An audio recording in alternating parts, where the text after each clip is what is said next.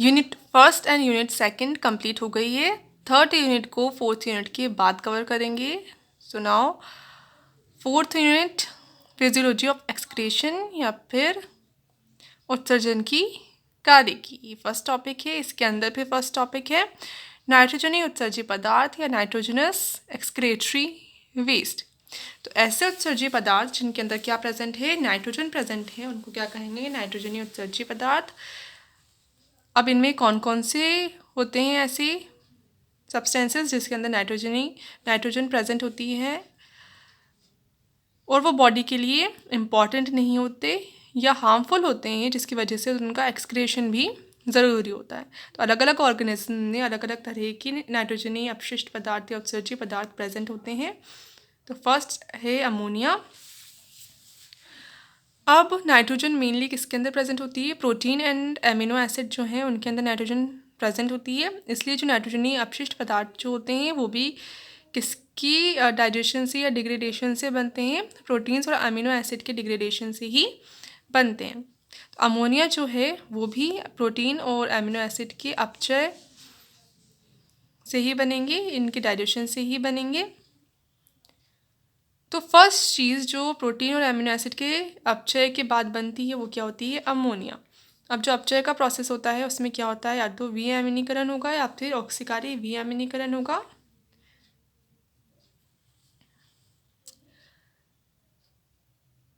इन दोनों प्रोसेस के बाद जो प्रोटीन एंड एमिनो एसिड हैं वो डाइजेस्ट हो जाएंगे, डिग्रेड हो जाएंगे और क्या प्रोड्यूस होगी, अमोनिया प्रोड्यूस होगी।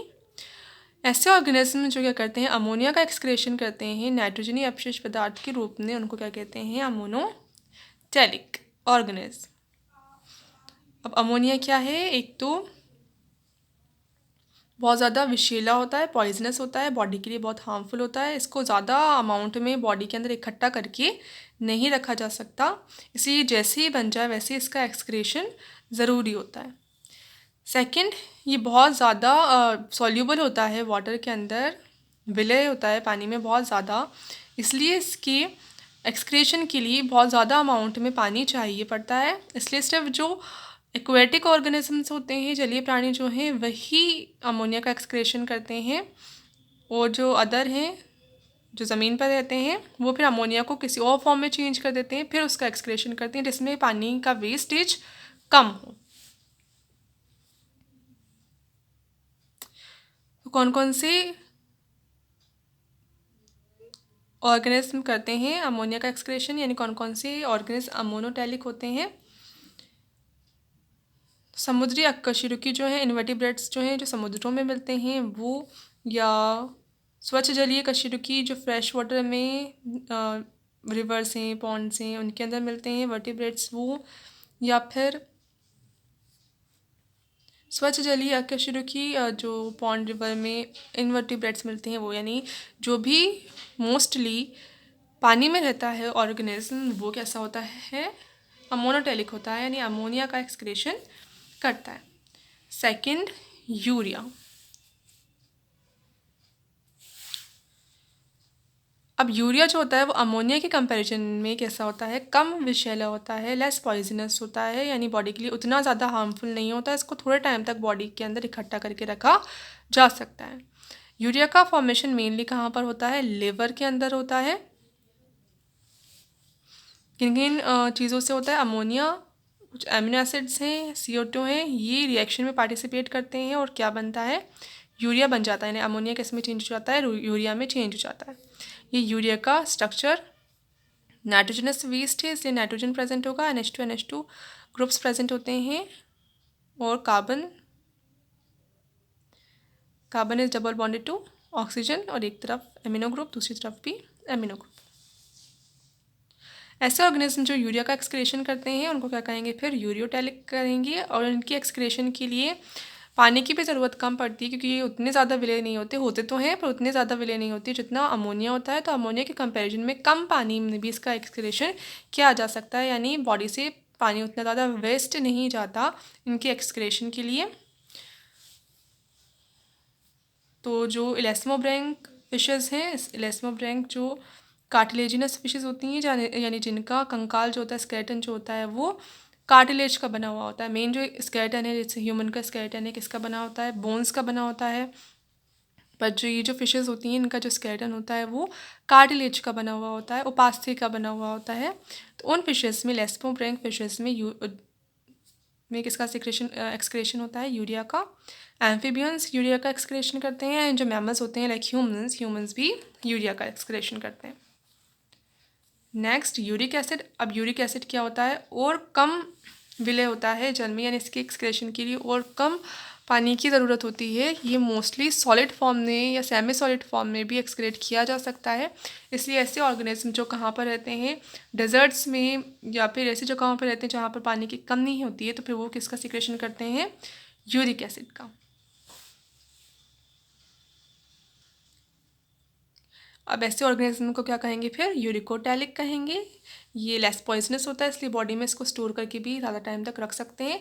क्रिस्टल्स की फॉर्म में ये स्टोर होके रह सकता है, और उसके एक्सक्रेशन के लिए पानी भी बहुत कम चाहिए होता है, इसलिए बॉडी से पानी का वेस्ट भी नहीं होता है इसके एक्सक्रेशन के साथ। यूरिक एसिड बनता कैसे है? प्यूरिन्स जो होते हैं, जो डीएनए है, डीएनए में प्यूरिन्स एंड प्रीमेटिन्स प्रेजेंट होते हैं, तो उनमें से जो प्यूरिन्स हैं, प्यूरिन्स डिग्रेड होकर क्या बनाते हैं? यूरिक एसिड को बनाते हैं। तो इसमें पहले जो प्यूरिन है, प्यूरिन कितने टाइप के होंगे? 2 टाइप के होते हैं, एडेनिन या फिर गुआनिन।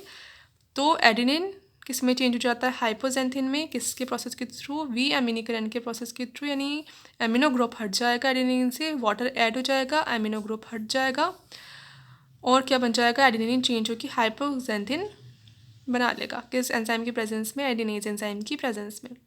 ऐसे जो ग्वानिन है, ग्वानिन का भी वी अमीनीकरण होगा, यानी एमिनो ग्रुप तो हट जाएगा, वाटर ऐड हो जाएगा। किस एंजाइम की प्रेजेंस में? ग्वानिज एंजाइम की प्रेजेंस में, और ग्वानिन चेंज हो जाएगा जैंथिन में। तो एडेनिन से बन गया हाइपोजेंथिन, ग्वानिन से बन गया जैंथिन। अब जो हाइपोजेंथिन होता है वो भी किस में कन्वर्ट हो जाता है? चेंज हो जाता है जैंथिन में ही चेंज हो जाता है। जैंथिन ऑक्सीडेज एंजाइम की प्रेजेंस में इसमें H2O + O2 पार्टिसिपेट करते हैं, और H2O2 रिलीज होता है।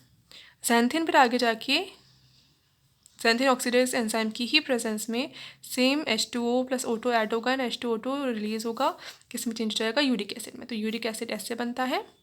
इसके बाद जो यूरिकोटेलिक ऑर्गेनिजम्स होते हैं वो यूरिक एसिड का ही एक्सक्रेशन कर देते हैं, पर कुछ ऑर्गेनिज्म होते हैं जो इसको एलेंटोइन में कन्वर्ट कर देते हैं और एलेंटोइन का एक्सक्रेशन करते हैं। कुछ फिर एलेंटोइन को एलेंटोइक एसिड में चेंज कर देते हैं और एलेंटोइक एसिड का सिक्रेशन करते हैं, या फिर ये फिर बाद में यूरिया में भी चेंज हो सकता है, और यूरियोटेलिक ऑर्गेनिज्म ऐसे भी यूरिया का एक्सक्रेशन कर सकते हैं। यूरिया प्लस क्या बन जाता है इससे? ग्लाइऑक्सिलिक एसिड। तो यूरिक एसिड यूरिकेज एंजाइम की प्रेजेंस में एलेंटोइन में चेंज हो जाता है। एलेंटोइन पे एलेंटोइनेज एंजाइम की प्रेजेंस में एलेंटोइक एसिड में चेंज हो जाता है, और एलेंटोइक एसिड एलेंटोकाइनेज एंजाइम की प्रेजेंस में यूरिया प्लस ग्लाइऑक्सिलिक एसिड में चेंज हो जाता है। अब कुछ जो ऑर्गेनिज्म होते हैं वो हाइपोजेंथिन को फिर जैंथिन में कन्वर्ट नहीं करते, हाइपोजेंथिन को ऐसे ही एक्सक्रिएट कर देते हैं। तो हाइपोजेंथिन भी नाइट्रोजनस वेस्ट हो सकता है किसी किसी ऑर्गेनिज्म में। तो किस में होता है? ये मेनली कबूतर में हाइपोजेंथिन ही नाइट्रोजनस वेस्ट होता है मेनली। अब प्यूरिन्स एंड पायरिमिडीन्स, जो न्यूक्लिक एसिड है, डीएनए या आरएनए, वो किसके बने होते हैं? प्यूरिन एंड pyrimidines के बने हुए होते हैं। अब pyrimidines का जब अपघटन होता है तब तो क्या फॉर्म हो जाती है? CO2 H2O और NH3 फॉर्म हो जाती है, अमोनिया फॉर्म हो जाएगा, water and carbon dioxide form हो जाएगा, और फिर इसका सीक्रेशन हो जाएगा, एक्सक्रेशन हो जाएगा अमोनिया का, या फिर अमोनिया को किसी अदर फॉर्म में चेंज कर दिया जाएगा। अब प्यूरिन का पढ़ा हुआ था, प्यूरिन किस में चेंज हो सकता है? यूरिक एसिड में चेंज हो सकता है। पर ऐसा जो प्रोसेस ये सारे ऑर्गेनिज्म में नहीं मिलता कि ये जो प्यूरिन है, एडेनिन या ग्वानिन, वो किस में चेंज हो जाए? यूरिक एसिड में चेंज हो जाए, या आगे किसी और प्रोडक्ट में चेंज हो जाए। तो बहुत सारे ऑर्गेनिज्म क्या करते हैं? प्यूरिन को ऐसे ही एक्सक्रेट कर देते हैं, तो उनके एक्सक्रेटरी सब्सटेंस में प्यूरिन भी प्रेजेंट हो सकता है। तो जो क्रस्टेशियंस हैं या बाइवॉल्व्स हैं वो तो चेंज कर देते हैं प्यूरिन को, पर अदर जो है जैसे प्लेटफॉर्म्स हैं, एनिलिड्स हैं, ये प्यूरिन को चेंज नहीं कर पाते किसी अदर फॉर्म में, और ऐसे ही उसको एक्सक्रिएट कर देते हैं। तो एग्जांपल जो स्पाइडर्स होते हैं उनमें मेन जो नाइट्रोजनस वेस्ट होता है वो क्या होता है? ग्वानिन होता है। नाउ एलेंटोइन, तो यूरिक एसिड रिएक्शन में पढ़ा है पहले, किस में चेंज हो सकता है? एलेंटोइन में चेंज हो सकता है, जो कि यूरिक एसिड से भी कम विषैला होता है, कम पॉइजनस होता है, जिसका एक्सक्रेशन भी कर देते हैं कुछ कुछ ऑर्गेनिज्म। एलेंटोइक एसिड, तो एलेंटोइन एलेंटोइक एसिड में चेंज हो सकता है। तो टीलियोस्ट जो फिशेस होती हैं उसमें मेनली क्या होता है, एलेंटोइक एसिड एक्सक्रेट होता है। टीलियोस्ट कौन सी फिशेस होती हैं, बोनी फिशेस होती हैं, जिसमें जो स्केलेटन है या कंकाल जो है वो किसका बना हुआ होता है, बोन्स का या अस्थियों का बना हुआ होता है। अब हिप्यूरिक एसिड या ऑर्निथ्यूरिक एसिड ये भी नाइट्रोजनस वेस्ट की फॉर्म में प्रेजेंट हो सकते हैं। बहुत से ऑर्गेनिज्म जो हैं वो हिप्यूरिक एसिड का या ऑर्निथ्यूरिक एसिड का एक्सक्रेशन भी कर सकते हैं। अब हिप्यूरिक एसिड बनता कैसे है, मान लो खाने के साथ कोई क्या ऐड हो जाए, बॉडी में क्या आ जाए, बेंजोइक एसिड आ जाए, तो बेंजोइक एसिड भी बॉडी में जो पहले से ही प्रेजेंट है अमीनो एसिड ग्लाइसिन, इसके साथ रिएक्ट करके क्या बना लेता है, हिप्यूरिक एसिड बना लेता है, जो बॉडी के लिए यूज़फुल नहीं होता, फिर इसका एक्सक्रेशन हो जाता है। ऑर्निथ्यूरिक एसिड, अब बेंजोइक एसिड जो है वो बॉडी में आके फूड के साथ किसके साथ रिएक्ट कर जाए, ऑर्निथीन जो अमीनो एसिड है इसके साथ रिएक्ट कर जाए और चेंज हो जाए किसमें, ऑर्निथ्यूरिक एसिड में। तब ये ऑर्निथ्यूरिक एसिड जो बना है ये भी यूज़फुल नहीं होता बॉडी के लिए और इसका भी एक्सक्रेशन कर दिया जाता है। क्रिएटिन भी एक्सक्रेट होता है नाइट्रोजनस वेस्ट की फॉर्म में। किसके अपचय से बनता है, किसके डिग्रेडेशन से बनेगा, अमीनो एसिड्स हैं ग्लाइसिन, आर्जिनिन एंड मिथ्योनिन, इनकी डिग्रेडेशन से क्या बनता है, इनकी डाइजेशन से क्रिएटिन फॉर्म होता है।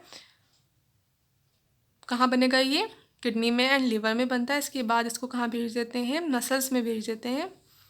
अब यहाँ पे ये मेनली तो क्या होता है, स्टोर होकर रह जाता है, इसका एक्सक्रेशन ज़रूरी नहीं होता क्योंकि उतना ज़्यादा हार्मफुल नहीं होता अगर ये कम अमाउंट में ही बन रहा है। तो अगर इसका अमाउंट इंक्रीज़ हो जाए बहुत ज़्यादा तो ये मसल्स में उतना ज़्यादा इकट्ठा होकर नहीं रह सकता और बाद में ये एक्सक्रेट हो जाता है, तब ये बॉडी के लिए फिर हार्मफुल होता है। ये कंडीशन जो होती है जिसमें ज़्यादा क्रिएटिन बन जाए तो वो बॉडी के लिए हार्मफुल होती है।